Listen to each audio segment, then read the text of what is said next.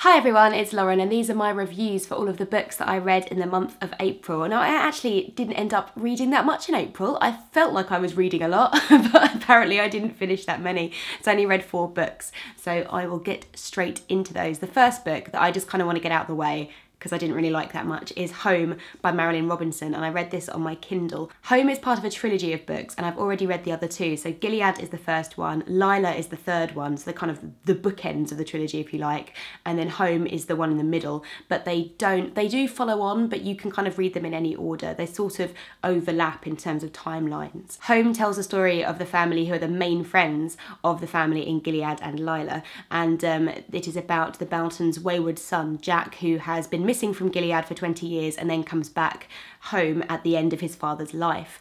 And it was okay. I felt it quite long, quite self-indulgent, and really it just felt like a story that I've heard too many times and I didn't really find that interesting. It was very white, middle-class, Christian America. This is set in the 60s during the Civil Rights Movement, so obviously everyone in Gilead is white, and there's this big revelation at the end where the person that Jack is in love with is a black woman, and you could just feel it all the way through the novel. I just knew that this woman was black, and it's just so annoying that that's a plot twist, and that everyone thinks he's a really bad person, but everyone else is actually quite sort of subtly racist, and he's the person who isn't racist.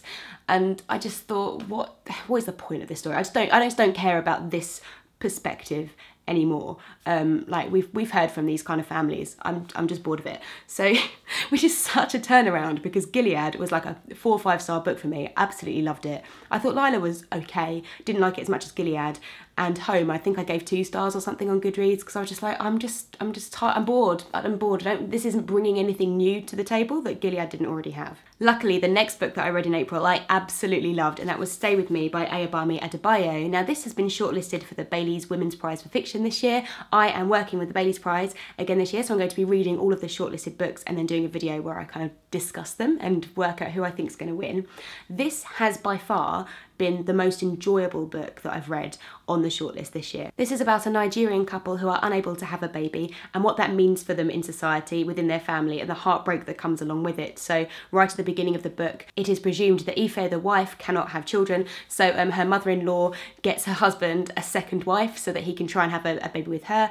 Ife goes and visits magical sort of medicine men who she thinks is going to be able to give her a child, and it starts off from a perspective where you feel like you know where this book is going, and it seems like a story you might have heard before, but I can't really give too much away because there are so many twists and turns, and you think that one thing is happening, or you think you can see the story developing in one direction, and then it completely turns around, and I absolutely loved it. Her writing is beautiful. I really felt for the characters, and I found it completely heartbreaking, and it also has the backdrop of what's going in Nigeria during the, I think it's 80s and 90s this is set. But at its heart, it is so about people and about family, about motherhood and fatherhood. You get to hear from both the husband and wife's perspective in this book, and I absolutely loved it. I really, really recommend it, and it's a debut novel as well, so very, very impressed with this. The next book I finished was Strange Weather in Tokyo by Hiromi Kawakami. This is about a middle-aged woman who meets in a restaurant one of her old high school teachers, and then they develop this strange relationship where they just kind of bumping into each other over the period of a few years. And this was okay. It was quite interesting. I haven't read very much Japanese literature, but from what I have read, it did feel like this was quite typical to kind of what you get from Japanese culture. As someone who hasn't been to Japan, it did feel like a interesting take on Japanese society where everything seems quite singular and sterile, and it's about these 2 people trying to come out of their loneliness and make a connection with each other and develop relationships. So quite interesting. There's also like an age gap as well, obviously, between her and her teacher, and it was fine. I didn't absolutely love it, but I think I probably would read more from her. And then the most recent book that I finished just absolutely hit me. This is such a powerhouse of a novel, and that is Do Not Say We Have Nothing by Madeleine Tien.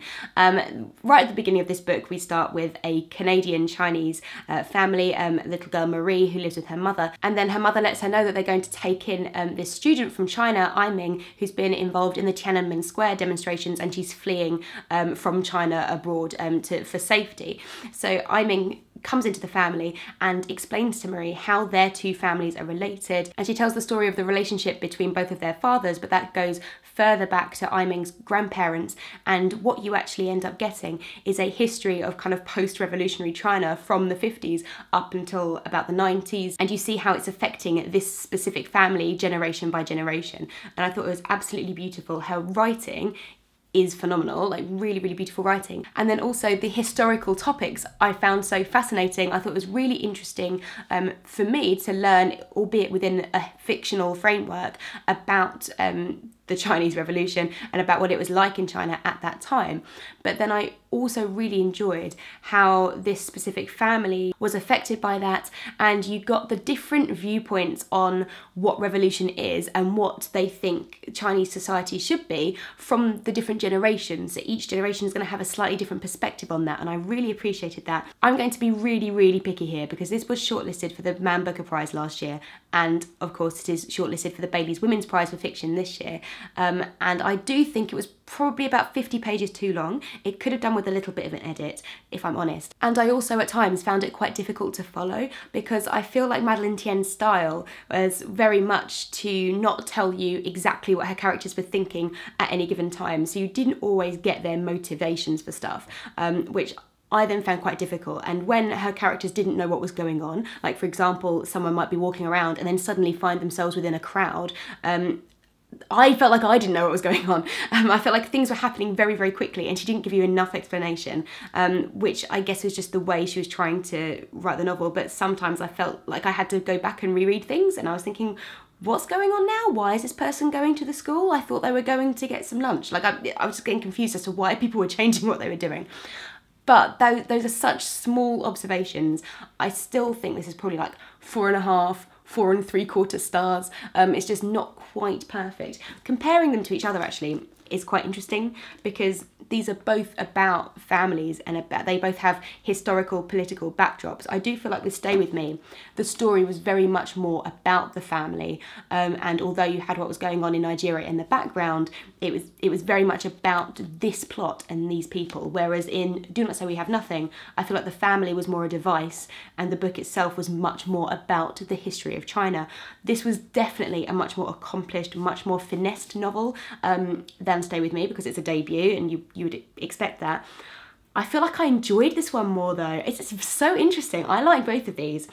So for me, they are definitely contenders for the winner of the Bailey's Prize. I still have a couple more books to read, and in my next video, I'm going to be discussing all 6 of the shortlists, my opinions on them and who I think may win, or who I would like to win anyway. So that's everything that I read in April, folks. I hope you had a really good reading month. Do let me know if you've read any of these, and if not these, what you were reading in April, and I will see you in my next video. Bye!